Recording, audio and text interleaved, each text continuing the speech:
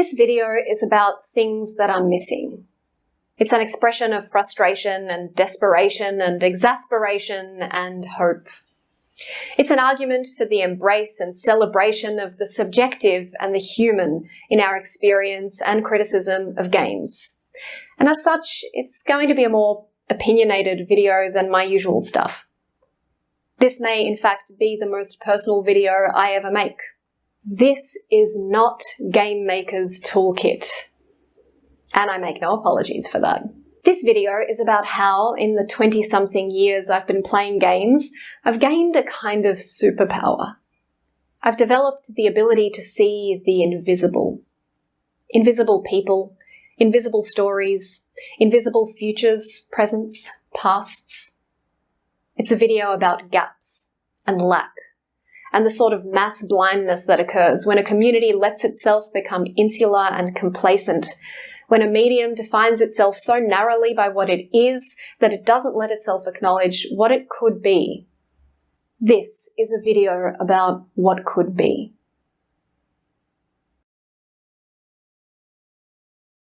In 2018, Black writer Tracy Oliver shared her experience of what happened when a film executive asked her what kind of movie she'd like to write next.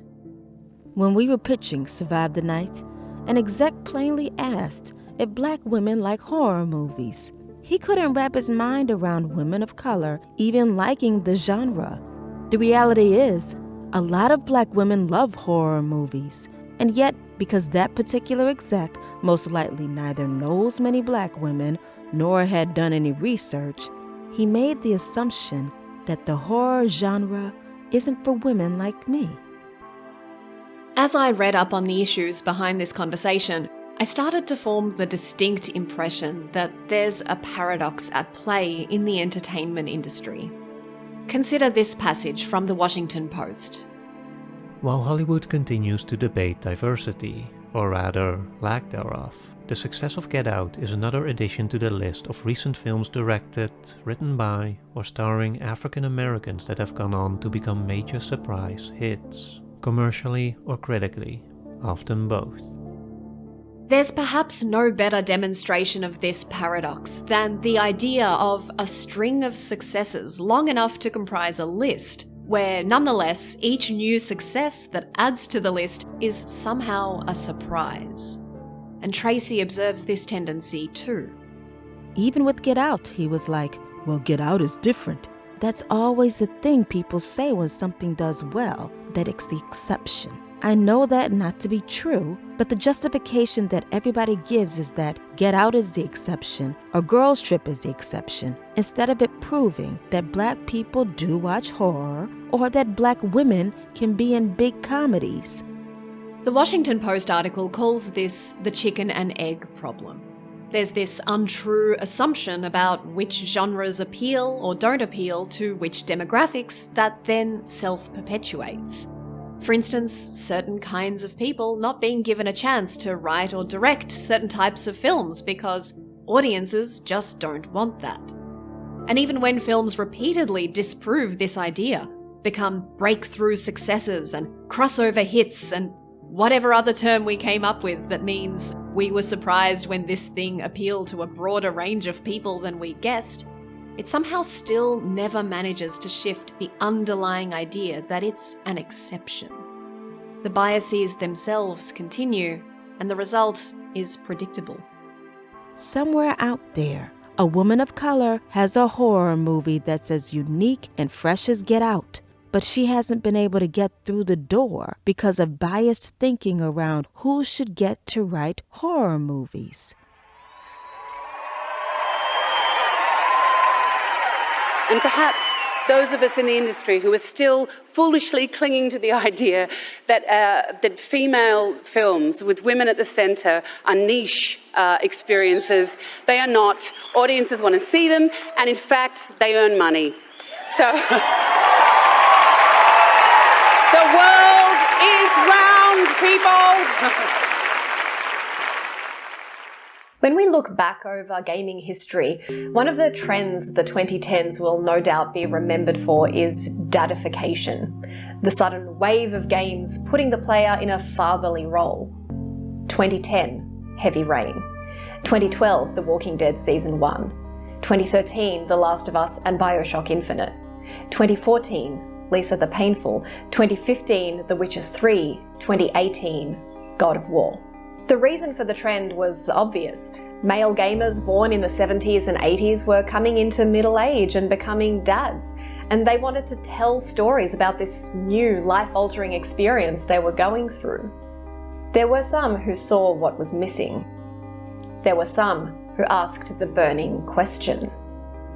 Where are the mom games anyway? Where are all the video game moms? Why is motherhood so poorly portrayed? Where in is games? gaming's harrowing mother's journey? Where are the heroic When moms? are they gonna make Why sad do video mom games games? have such a problem representing Why positive are there mothers so and few motherhood? video games When will where the mom protagonist Why are there no Why do mothers in mothers video feature games? mothers in games? Unplayable mothers. Because there's no doubt that alongside those dudes now making great games about being a dad, there was also a generation of girls born and raised playing games. Many of them have become mums.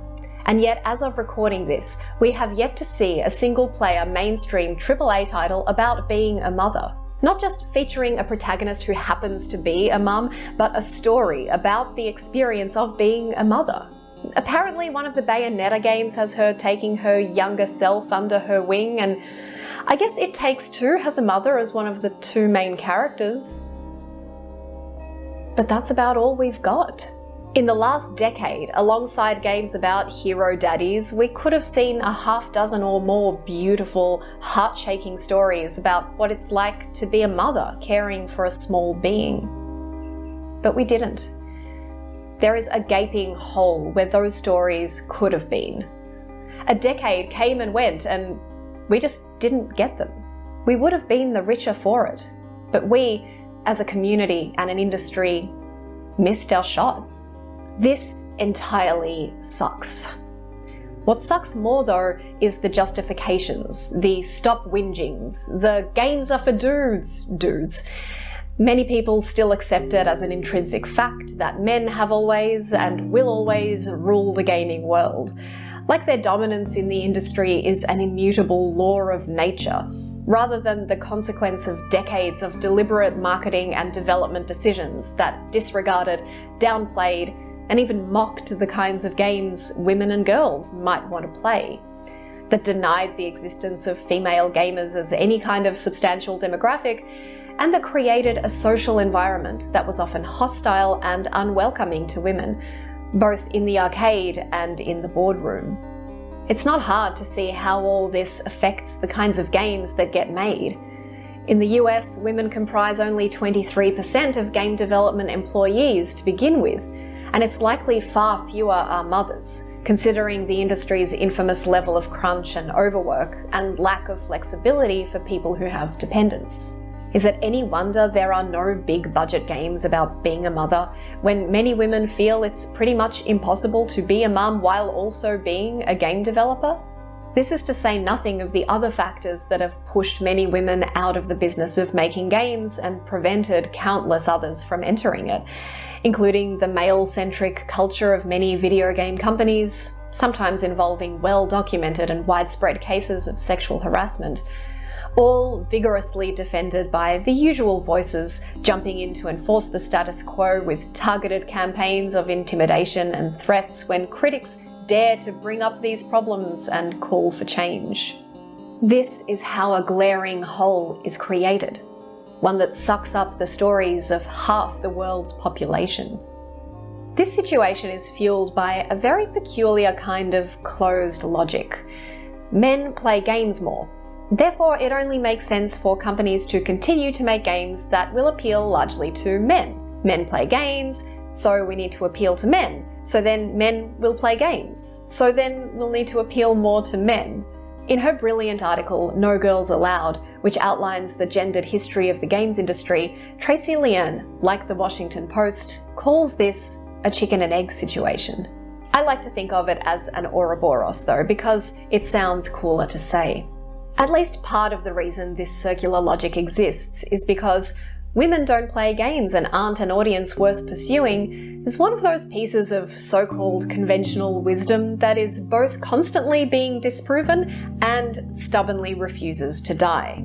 In 2015, Life is Strange came out of nowhere and surprised everyone with its critical and commercial success, thanks in part to the fact that it attracted a lot of female players and quite a few people who don't normally play games.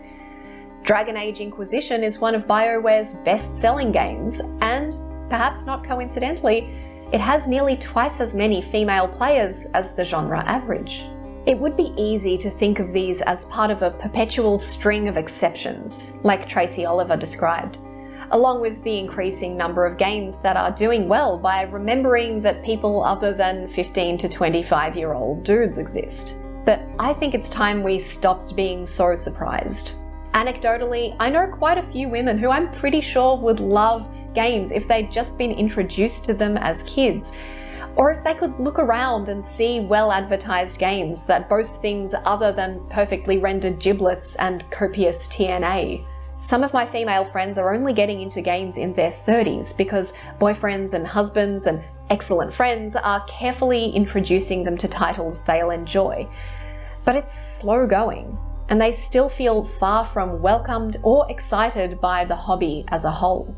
I can't prove it, but I believe that there is a whole invisible world of people out there who don't yet, but who could and would love playing games, even in genres we wouldn't expect them to. But we just haven't trained our eyes to see them.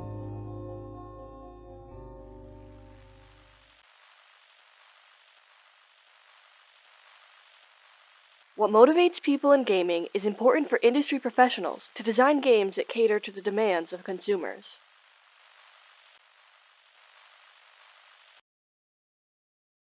Tracy Oliver blasts that studio executive for not having done his research on the fact that black people do in fact love horror. But sometimes even research is not enough to slay the Ouroboros. What if, hypothetically, black people weren't turning out to watch a lot of horror films yet because of the well-known problems of racism in the genre? How would the executive know there was a huge untapped market? I work in academia, so take it from me. Research is a valuable and important thing. But I'm about to tear it to shreds. Because there are some things it just can't do. It can tell you in great detail what's happening now, but it can't tell you with any great accuracy what might happen if a bunch of things were very different. Sometimes a new thing just needs to be made before we see how big the audience was for it. Market research would have told you that only 35% of MMO players are women, which, according to the Game Industry Playbook, means that anyone wanting their new MMO to do well should focus on keeping the dudes pleased. But then Sky Children of the Light released to critical acclaim in 2019 and topped 50 million installs the following year. And by the way, its active player base is roughly 70% female. Market research is crucial and useful, but sometimes it only serves to reflect existing realities back at us, trapping us all in our own reflection. Here's a question, and I'm going to give you a good 10 seconds to answer it. Look carefully. What's wrong with this picture?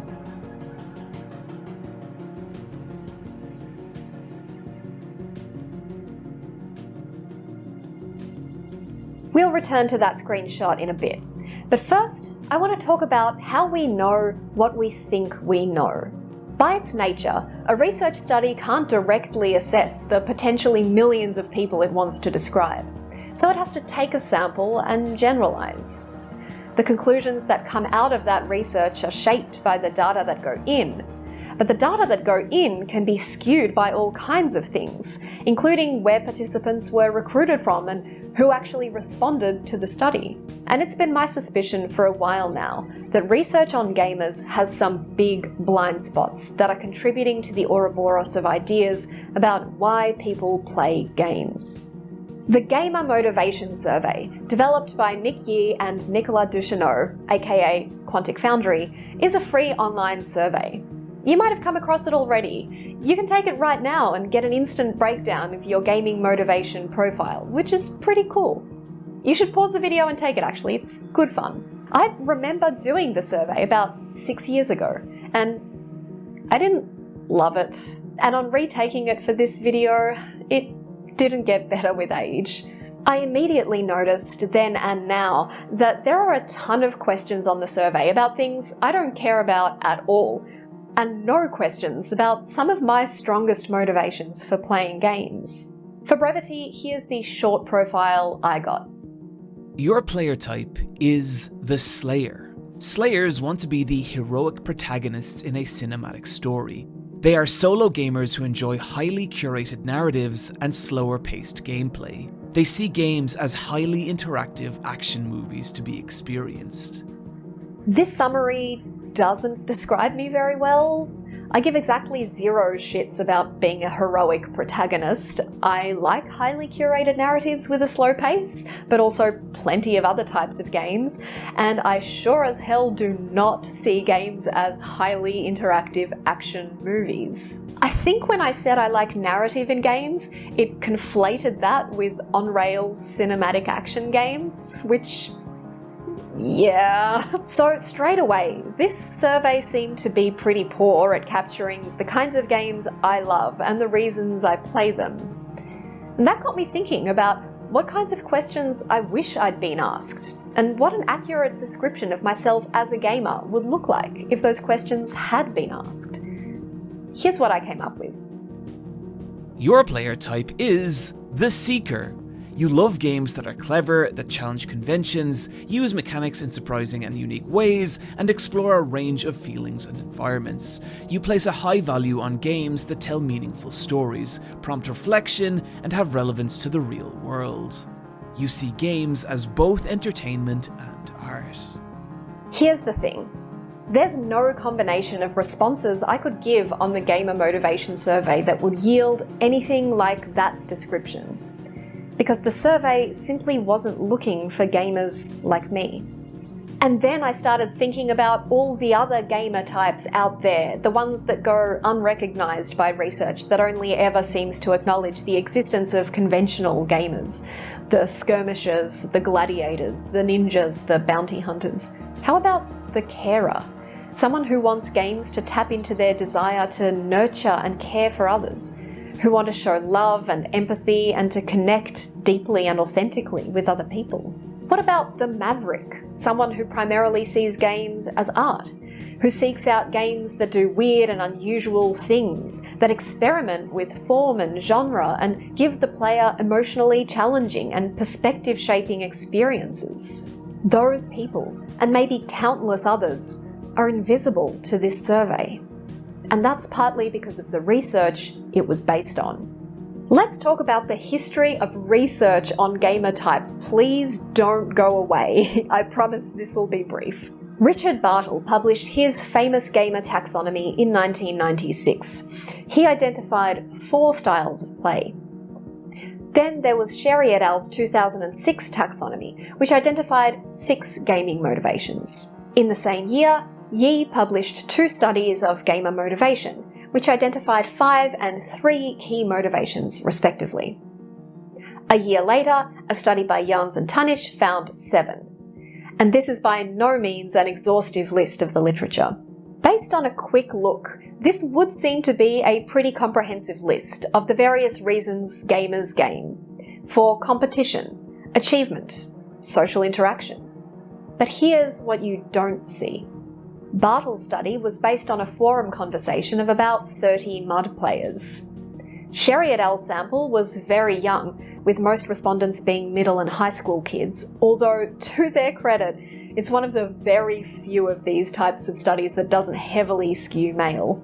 Speaking of which, Yi's studies focused solely on MMORPG players, and one of those samples was 89% male. Whereas Jans and Tanish's study focused exclusively on FPS players, who were not only very young, not only pretty hardcore in how much they gamed, but 99% male. What becomes clear when you take a closer look is that these studies do not describe the motivations of people who play games. They describe the motivations of largely young, very largely male people who play a lot of AAA games, or even just a lot of one type of AAA game. And these biases are now self-replicating. Items for the Gamer Motivation Survey were written based on a literature review of motivations already identified by existing literature, some of it 60 years old. So all the biases of previous research were basically just imported straight into the Gamer Motivation Survey. By letting their questions be so heavily coloured by outdated research using extremely restricted samples, Quantic Foundry kind of closed the door on finding new things in a medium that is constantly changing and doing new things. They also tested and refined their survey with a sample that skewed pretty heavily towards young, male PC gamers, which they at least openly acknowledge. These participants don't represent the population of people who play games. But the Gamer Motivation Survey was built on their data. And that's how you end up with a survey that contains 5 questions about how much you love munching loot and collecting knickknacks and chivos, and not a single question about how much you delight in inhabiting someone else's unique artistic vision. A survey that asks you 4 times how much you enjoy being challenged mechanically, and not once how much you enjoy being challenged emotionally. One that asks you 7 times how much you value games that let you experience fast-paced action, blood and guts, and blowing things up. And never once asks you how much you value games that let you experience any emotion other than adrenaline-fueled excitement. It's the Ouroboros again.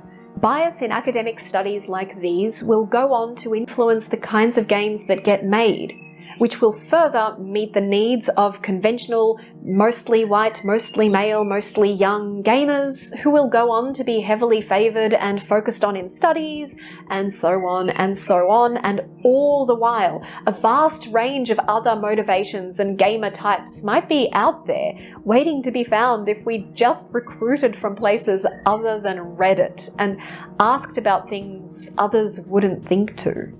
Back to this survey, which, by the way, can be found on Quantic Foundry's website. Say you're a gamer and your favourite game types are puzzle games, rhythm games, and point-and-click narrative adventures. You fire up a survey about gaming and you see this. What boxes do you tick? Too bad. I guess you don't exist. Sociologist Pierre Bourdieu wrote, "Every survey aimed at establishing the hierarchy predetermines the hierarchy by determining the population deemed worthy of helping to establish it." Which is an academic way of saying that measurement isn't a neutral act. When you measure something, you're actively participating in drawing the boundaries of what is and isn't legitimate. When you do a survey of games and you exclude games associated with more casual playstyles, or when you do a survey of game makers but you exclude hobbyists, you are cementing an idea of what and who can be called a legitimate part of that space.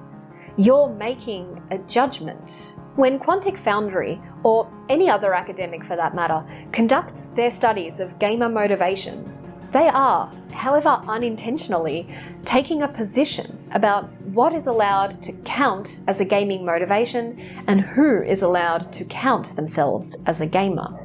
And from my profile, I'm not sure that I count. I have pretty low overall coverage on the 6 dimensions.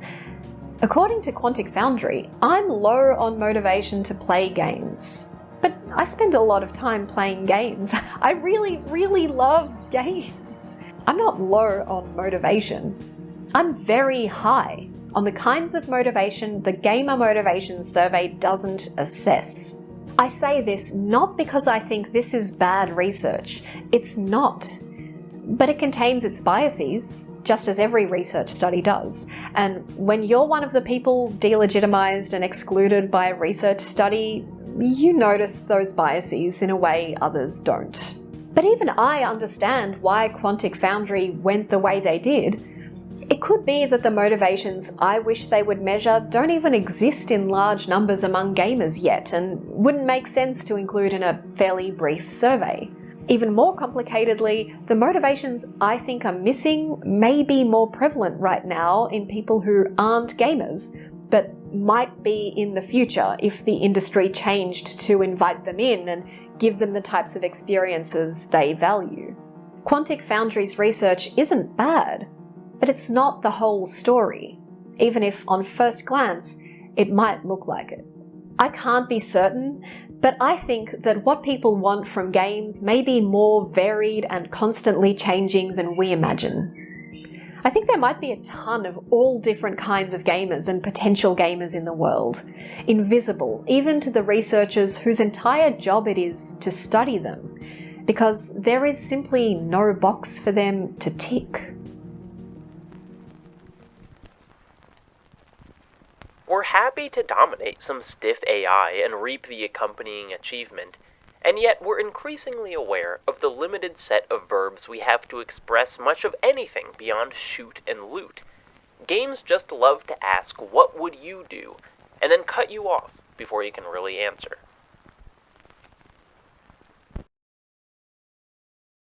Critics and fans alike gush constantly about how video games are an empathy machine, how they let you embody any kind of person and live a life through that character. Go anywhere, be anyone, do anything. But how true is that, especially of the mainstream industry? The dadification of games was notable not just for its subject matter, but for the way many of these games defined fatherhood as violence, conflating protection with brutality, fatherly love with monstrous acts of cruelty.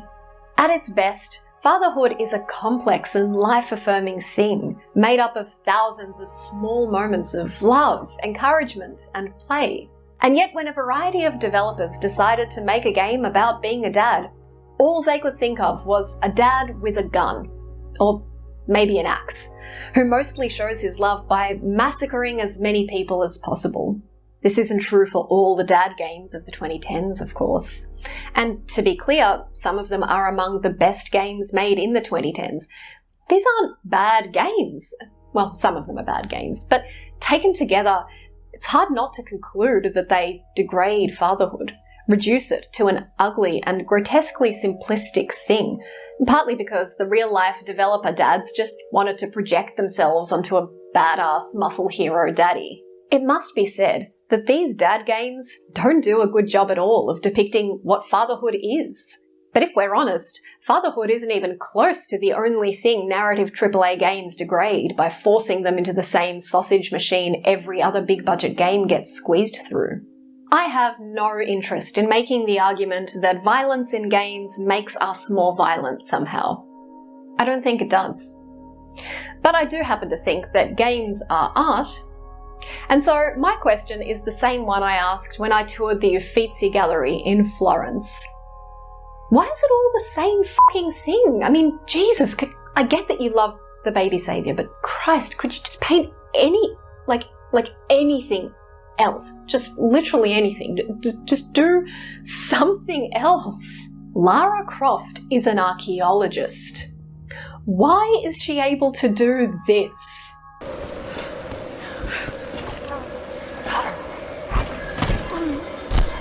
As pointed out by Lucy O'Brien in her piece, Are Guns in Video Games Holding the Medium Back?, the immersion-breaking dissonance that happens when good guy Nathan Drake or affable Marcus Holloway mow down dozens upon dozens of people in between bouts of quipping is a direct result of how constantly gunplay and violence in general are shoehorned into stories that don't support it. Even in games that dare to have a story or a setting that is wonderfully alien or weird, the gameplay layer underneath is often just the same reused can of spam. And no, making a game that has you play the same meat grinder as always, but now your character feels a bit sad about it, does not count as innovation in this space. It's not hard to make games that don't revolve around shooting, looting, collecting, and competing. Literally every day, indie developers are making games about having conversations, warehousing, taking photos of stuff, cooking, unpacking your shit, snooping, climbing, swimming, flying, burning stuff, shopkeeping, blinking, translating, singing, bartending, embalming, and being a naughty little goose. Just to name a few. Over the 2.5 decades I've been playing games, I found that the gaming community has been more than willing to rightfully excoriate a stale mechanic or a tedious trend. The escort mission, the stealth section, the water level, the QuickTime event.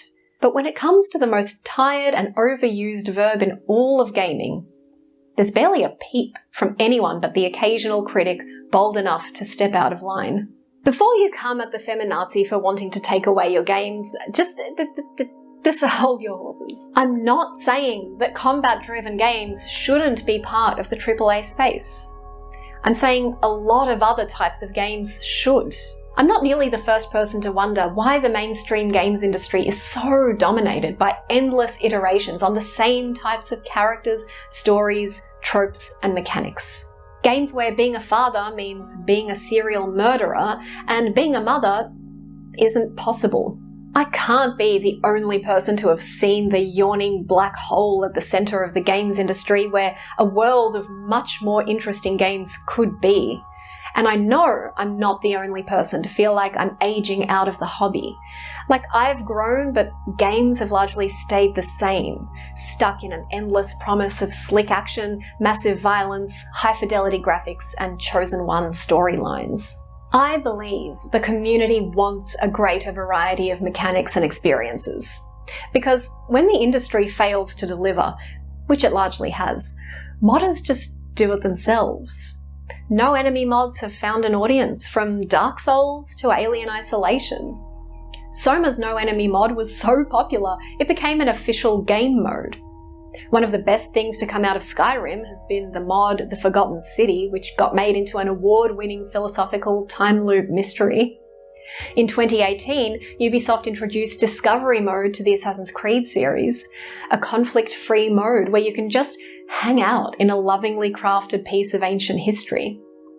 A year and a half after release, it had already had 2.3 million players. If the best thing about games is that they can let us do anything, why do they keep making us do the same things? If games can let us be anyone, why is it so hard for me to find a well-funded game in which I can be an elderly person, or a Libyan child, or someone fighting on the non-American side of an international conflict, or someone who finds a way to choose peace over perpetual violence, coexistence over colonization? The grim reality is that now the industry has cultivated a player base that doesn't expect any different. Players have become too conditioned by superficial variation that they don't even realise or care how much games are just repeating the same fundamental gameplay loop with different coats of paint. It brings to mind a quote by Martin Scorsese in a now infamous article on the domination of cinema by big-budget superhero movies and franchise spin-offs, using an analogy we're familiar with by now. It's a chicken and egg issue. If people are only given one kind of thing, and endlessly sold only one kind of thing, of course, they're only going to want more of that one kind of thing.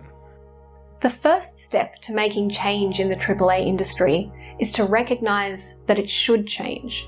And part of that is training ourselves to see not just the latest heroic murder simulator put in front of us, but the void where a more unique and special game could have been, if we just demanded it.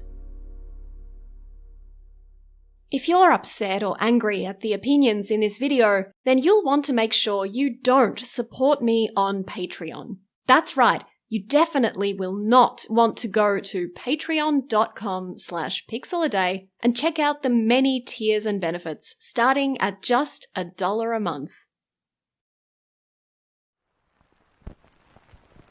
What is game design missing? I ask this question not just in terms of cultural elements, not just in terms of diverse protagonists, not just in terms of references beyond fantasy and science fiction and modern-day warfare. I ask this question in terms of game mechanics and game systems. I ask in terms of adrenaline, dopamine, oxytocin, opioids, and other reward systems. I ask in terms of gameplay that helps a wider range of people understand themselves and their responses to stress and to the world.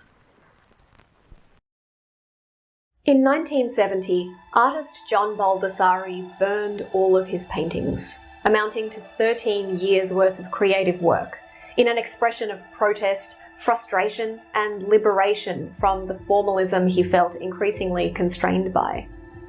The following year, at Nova Scotia College of Art and Design, he produced his best-known work, I Will Not Make Any More Boring Art, an act of penance playing on the well-known schoolroom punishment, requiring the line to be written repeatedly on the exhibition walls. In 2016, Brie Code adapted this catch cry into a landmark essay titled Video Games Are Boring. In it, she describes being asked about games by her non-gamer friends, and then largely failing to find games that they would love, be moved and interested by.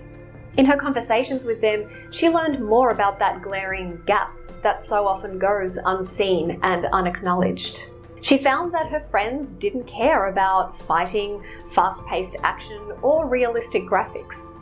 They cared about three things: having moving experiences in which they could grow or change as a person, not being repulsed or insulted by the game's representation of people like them, and seeing their own interests and cultural tastes reflected in the work. When asking her female friends what they wanted in a game, it might surprise you that a female protagonist wasn't in the top 3 answers. It didn't surprise me. The women I know who don't game require a whole lot more than a conventional, violence-soaked AAA power fantasy with a chick on the front cover. Brie argues that many potential gamers want soothing experiences, relief from the stress of daily life and the constant overwhelming system shock of hypercapitalism, and artistic works that engage their empathy and their humanity. They also don't want to be actively hampered from entering the hobby by a lack of accessibility. Many games assume a pre-existing degree of video game literacy or experience and give little consideration to newer players. This is explored wonderfully in Rasputin's series Gaming for a Non-Gamer, in which he experiments with having his non-gamer wife play a variety of games and finds that she struggles with things he wouldn't even think twice about, such as being able to tell the difference between the intended path and non-traversable set dressing, or the need to occasionally take your eye off the center of the screen to read critical information off to the side. Raz finds that games contain controls that are never explained, and that tutorials are easy to miss and often either omit key mechanics or front-load too much information at once. He identifies some simple things that games could do to reduce confusion, such as ensuring that new players are explicitly prompted to do a tutorial, or showing the location of the button on the controller when a button prompt pops up. But even when a gamer has all the existing experience and skill you could ask for, games sometimes make it needlessly difficult for certain people to remain in the hobby. For instance, adults who have jobs, kids, and less than 6 to 8 free hours a day to play games. The length of many AAA games basically makes them inaccessible to anyone with adult responsibilities, and this isn't even getting to easily implementable functions that would make sure that you can pick a game back up easily after you've been away for a while, such as the option for a quick refresher of the controls, or a previously on style recap of the story up until then. And do not get me started on the worst offender.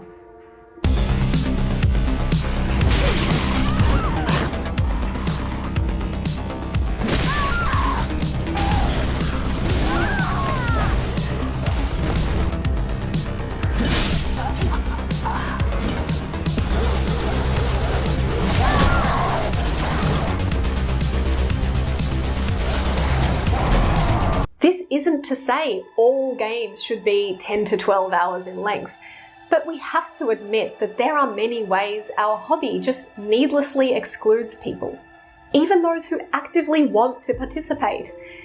This keeps the category of gamers artificially constrained to a very limited type of person. There's nothing immutable about the dominance of teenagers and young men in our hobby. We made that happen. The AAA industry is still making it happen by acting like those are the only people who matter and rendering everyone else all but invisible.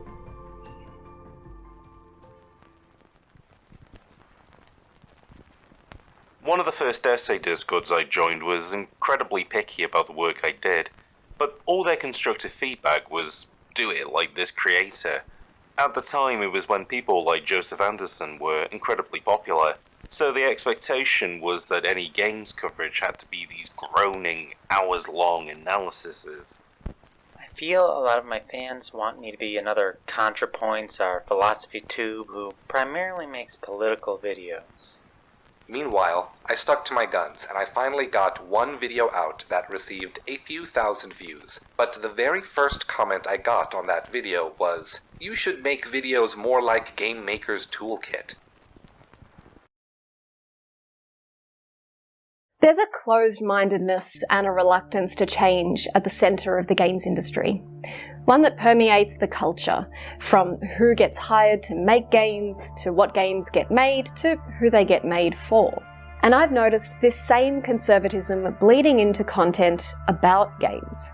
I don't just make video essays, I also watch a lot of video essays, and I'm constantly surprised at how unsurprised I am at what's out there. Firstly, there's the predominance of a certain type of voice behind the mic, one that becomes so obvious the longer you watch video essays about games, you can no longer deny it. I want to stress that I strongly believe there's a place for everyone in this hobby. I'm not interested in telling anyone to shut up and go away. But I do think that it's on all of us to ask ourselves why the games video essay YouTube scene is so overwhelmingly white and male. Of course, the relative scarcity of women making essays about games on YouTube is not a natural law, any more than the absence of mum games in the plentiful era of dad games. Years ago now, when I told my boyfriend I was thinking of starting a games essay channel, the first thing he brought up was Gamergate. Women and minorities who want to enter this scene face a very scary obstacle course of doubts and fears. Will I be harassed? Will I be preyed on? Will I get doxxed and threatened the next time the internet decides to lose its collective mind? The ordeal of being a woman in the games criticism scene has led some critics to quit, and countless others to never start in the first place. Their voices were and are crucial, and their relative scarcity is part of what perpetuates the Ouroboros. As we've seen, the industry has a lot of blind spots and biases, and the kinds of people who fall into those cracks are more likely to see them, as well as other ways the industry could be doing better. Without their perspectives, the hobby only becomes more closed-minded and insular. And we get stories like this. And yes, I noticed that most of my inspirations were white men who weren't, at least publicly, neurodivergent. I fixated on this aspect for a while. I tried to hide myself in my videos as much as possible. I stopped using facecam. I talked faster than normal. I tried very hard to achieve peak relatability, to pass as just another white guy on the internet talking about games. And it worked. I even received a comment that read, "Why is your channel avatar black when you are obviously white?" Oof. Did it just get sad in here? We should not feel good about the fact that we've created such a narrow idea of what a gaming YouTuber looks like that people who look or sound any different from that feel they need to literally hide themselves to have a chance of making it. I'm not arguing for a kind of skin-deep diversity where everyone looks different but has the same takes. Diversity of opinion and taste may be the most needed kind of diversity in the gaming hobby right now. And part of achieving that is to welcome in and listen to a variety of different kinds of people. But the other part of achieving that is to do with the kind of content everyone already here is making. I want to tread lightly here because of my love and respect for this community.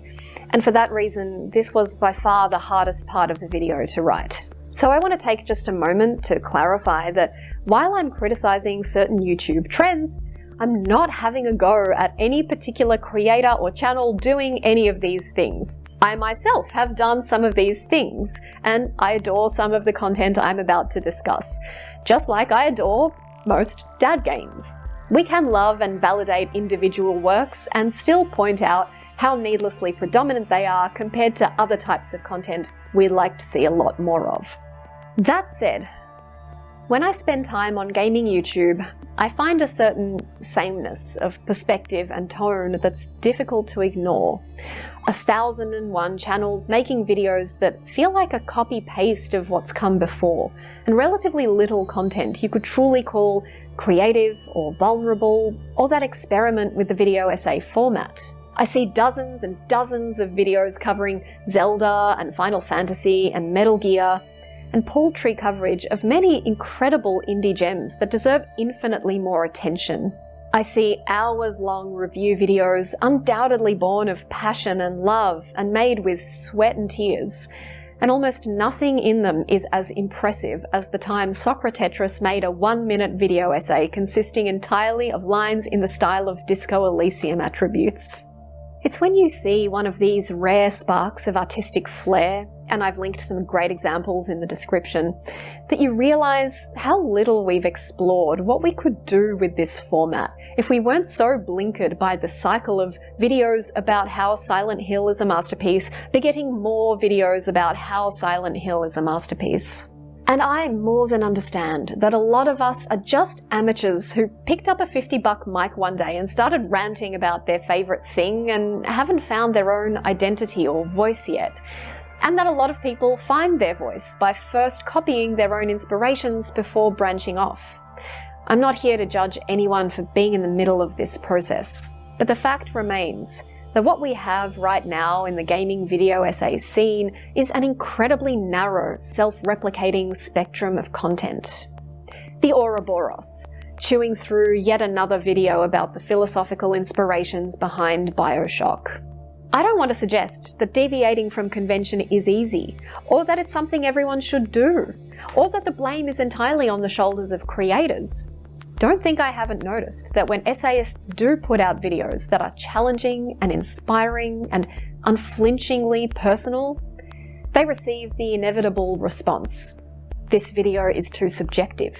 You cover the facts all right, but I don't need your life story. Get your goddamn feelings out of your discussion of games. A heck of a lot of gamers would rather watch another Dark Souls lore rundown than something quirky, personal, or artistic. Many of them seem to have seen so little of anything that isn't an angry gamer rant, a clone of Game Maker's Toolkit, or a 4-hour-long retrospective about their favourite game series that reads like a Wikipedia page, that they think anything different is some kind of mistake. In the games video essayist scene, one of the most common complaints you'll hear is creators saying they feel pressured to only create the same type of content, lest they deviate from their channel's brand and alienate the part of their audience that wants to be fed the same type of content over and over. This isn't helped by the silent pressure of the ever-looming algorithm, the presence of videos similar to yours with 100k or 500k or 1 million views because they made the right kind of video with the right keywords at the right time. Many creators feel compelled to copy what those uber-successful creators have done in the hope that if they do something similar, they'll hit it big too. And so, in an attempt to make the random whims of the algorithm seem a little less random, sameness predominates. So it's not just the rest of the industry trapped inside the Ouroboros, it's us YouTubers as well, infinitely covering the same major titles and the same topics in the same ways because that's what the algorithm likes, keeping things objective and familiar because that's what the most vocal part of the audience likes, copying what we've seen before because we're too scared to try doing something new. Gamers, developers, critics, fans, creators, we're all just stuck on repeat, trapped in a rut we can't even see.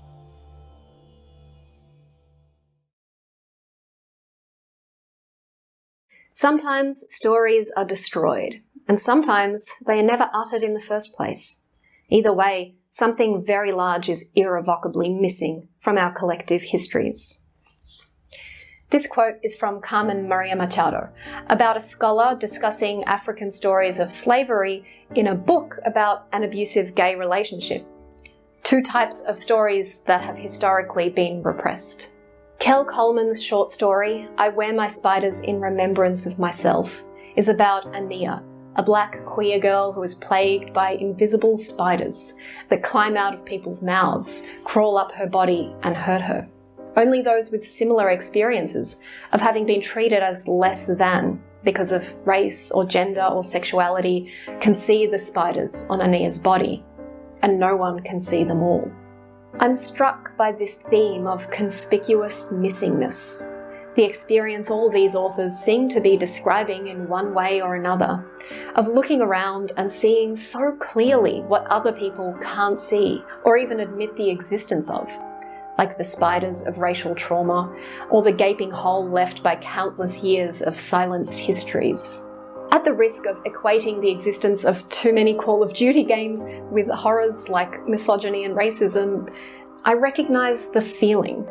And I've never felt it as strongly as when I look around at the games industry, at the gargantuan abyss at the centre of it, containing all the narratives we could have, all the protagonists we never get to see, all the verbs we seldom get to perform, all the possibilities for storytelling and mechanics going unexplored and underfunded as we collectively shower praise on shiny derivative goop and make the same games again and again. And this is the impossible challenge if you're standing on this side of the argument. How do you communicate to other people that there's a problem when the results of that problem are invisible? What do you point to as evidence when what you're trying to point to is, by definition, just a lack? You can do your best to make these gaps visible somehow, to try and point them out to others so they can be seen, so they can be filled. But it's a hard task, and the pushback is inevitable. I can totally see why it exists, though. If games already reflect your own gender, your own hero fantasy, your own motivations to kill or collect or compete or complete, your own sexual preferences, your own political biases, it won't feel like anything's missing at all. Anything different or new must seem like an unnecessary and forced intrusion on a landscape that is already complete. Any calls for change must seem like, well, forcing politics into video games, a catchphrase that holds no water but nonetheless refuses to die. Another related excuse I've seen is the economic realism one, that goes something like, it's just supply and demand. These are the games that make money. Doing it differently would lose money, so stop forcing your politics into so-and-so. But there's a reason I chose to start this video by talking about the film industry, and that's because this issue of bias and blinkeredness isn't unique to games. Hollywood has its own pervasive and repeatedly proven wrong ideas about what will and won't sell. People don't want to watch films with female leads. Audiences aren't interested in films about black people. And oh my god, where did all these surprise commercial and critical successes come from? Who could have possibly seen them coming? So for the claim that the games industry keeps cranking out all those million-dollar games because they're just financially safe, Hollywood thought a never-ending tidal wave of superhero movies and action franchise sequels were financially safe, until they started bombing pretty hard. I'm quite convinced that film industry executives are so out of touch with audiences that they legitimately can't tell a hit from a flop, or a safe bet from a trash fire. And I don't think game industry executives deserve any more credit. In fact, I have this wild idea that broadening your audience is in fact good for the bottom line. Yes, supply and demand exists, but as Scorsese has noted, it's not a one-way street. Supply doesn't just meet demand, supply also creates demand. Risk-averse CEOs sitting behind a pile of spreadsheets might think it's a good financial decision to continue making games that appeal specifically to young adult men, apparently because young men have lots of free time and disposable income. But do you know who has the most time and money? Boomers. In yet another example of industry decision makers probably don't know shit, About 5 years ago, Rose Brie's studio True Love created a mobile game based entirely on the hunch that there was a large, unharnessed market of potential gamers out there, not motivated by traditional adrenaline-based gameplay loops. It was designed to tap into the less commonly explored tend and befriend instinct, the late discovery of which is itself the result of sex bias in medical research. That game is self-care, in which the player takes care of an on-screen character via minigames like picking through tarot cards, doing laundry, and giving your character a massage. Despite pretty much every game design expert she consulted telling her she was designing her game wrong, Self-Care had 500,000 downloads in the first 6 weeks after release, with no advertising, far more than the expected few thousand. To date, it surpassed 5 million installs. It's simply not the case that there's no market for games like these and no money-making potential in an experience millions of people are clearly interested in having. So on a purely economic level, the case for diversifying the types of games being made and who they're made for is solid. But on a cultural and artistic level, there's just no argument. Games are art. And when we make room for all genres and voices in art, we all benefit from the result. But is it any wonder games have such a hard time being recognised and respected as art, when the industry doesn't even respect its audience enough to stimulate them in any but the most basic of ways? The very best art elevates us. It grows us. It makes room inside us for new stories and perspectives. It challenges convention. It gives a raw and powerful voice to the marginalised and the unheard. And most importantly, it speaks to our better natures. It speaks to the wise and humane and eternal in us, not the horny teenage shithead in us. As Rose Brie points out, catering to a narrow range of motivations and demographics risks making our entire industry artistically bankrupt and culturally irrelevant. Care and characters will make games that are both culturally relevant and physiologically stimulating to more people. These are games that will help us understand ourselves and our lives. These are games that will carry us into a more respectful, more respected, and strengthened future. This is where video games can shine, not just as bright as, but brighter than other media. This is an industry I would want to work in. The word industry has come up a lot in this video, and I want to say that despite the fact that I've been using the term games industry to mean the larger industrial mode of production that characterizes the AAA industry, the field of game creation is obviously so much more than just Blizzard and Ubisoft. If it weren't, I wouldn't still be playing games. The video game production space is not one homogenous entity. It's a worldwide network of many different communities and industries, some of which you've almost definitely never heard of, but should have. Yes, an incredible indie scene does exist, and yes, it is successfully addressing some of the problems I've complained about in this video. But indie games still live on the periphery of the hobby, forced to compete for our time and money against vastly bigger and better funded studios. Let's not pretend it's not incredibly rough out there for indies. The vast majority will never turn a profit, or even reach most of the audience who might love them. Do you think my non-gamer friends who barely know their Marios from their Zeldos know Kentucky Route Zero exists? I want much more than what we have now. A hobby in which tiresome, bloated AAA behemoths suck up almost all the funding, advertising reach, review column inches, and conversational mileage, leaving scraps for everything else. I want more than scraps for struggling indie developers, and I want better from the AAA space for good measure. What would happen if we, collectively, refused to make or consume any more boring art? If we agreed to escape the Ouroboros together by opening our eyes to all the things we've refused to see until now, the stories we've been robbed of, the player types we refuse to look for, the range of non-violent experiences and mechanics games could be exploring, all the new people and perspectives we could have in the hobby if we didn't put up barriers to their entry, the critical voices that could light up the landscape if we dared to stray from the predictable and the expected. There's a whole world of possibility out there for us. What if we've only just scratched the surface?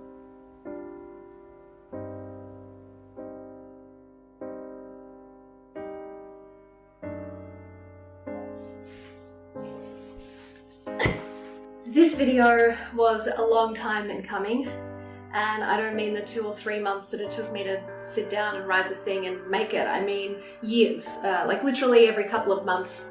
For the last couple of years, I've gone, okay, I'm gonna do it. I'm gonna write and make the video. And I've opened up a Word document and tried for a few days to write something and then just gotten overwhelmed and given up. But finally, I just told myself to stop being so precious and make the thing that I want to make. And voila! The thing. If you enjoyed the thing, or it sparked some ideas in you, then please leave a comment sharing those. And consider supporting me on Patreon. Speaking of support, I have a special thank you to my patrons. I'm more grateful for you than ever right now, coming off the back of a year where I kind of had my confidence shaken with this whole channel thing, and you guys stuck around and you offered just consistent words of encouragement and support and positivity, and I was moved to tears by just how wonderful you are, and it really meant a lot, and it means a lot. So thank you, and thank you all for watching, and see you on the next one.